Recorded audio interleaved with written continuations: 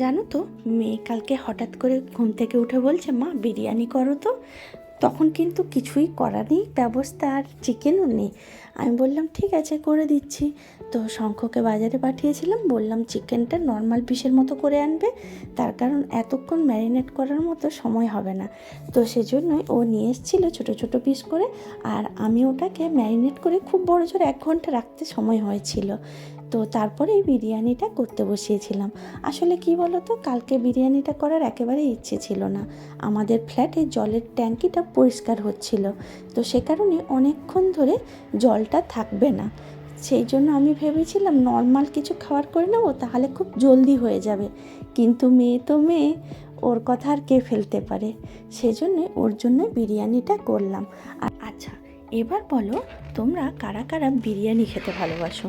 আমি কিন্তু বিরিয়ানি খেতে একেবারেই ভালোবাসি না, কিন্তু ওর বাবা আর মেয়ে দুজনেই ভালোবাসে বলে ওটাই করতে হয়। আমার কিন্তু ফ্রায়েড রাইস চিলি চিকেনই সবচেয়ে বেশি পছন্দের। তাও ওদের যখন পছন্দ, আমার তো আর একার জন্য হয় না, সেই জন্যই আমিও বিরিয়ানিটা খেয়ে নিই। যাকগে, তোমাদের সবাই এই ভিডিওগুলো কেমন লাগছে অবশ্যই জানিও কিন্তু। ঠিক আছে, এরপরে বানিয়েছিলাম মৌরি আর জোয়ান ভাজা। তার কারণ কি বলো তো, আমি যখন কালকে টেবিল গোছাচ্ছিলাম, টেবিলের মধ্যে আমি কিন্তু মৌরির কৌটোটা রেখেছিলাম। তখন থেকেই মনে হচ্ছিল মৌরিটা তো কাঁচা, কিন্তু আমি তো ছোটোবেলায় ওই ভাজা মৌরি খেতে ভালোবাসতাম। সেজন্যই সেদিনই আমি মৌরিটা ভেজে নিয়েছিলাম। জানি না এইটুকু বোতলে ভেজেছি কতদিনই বা যাবে।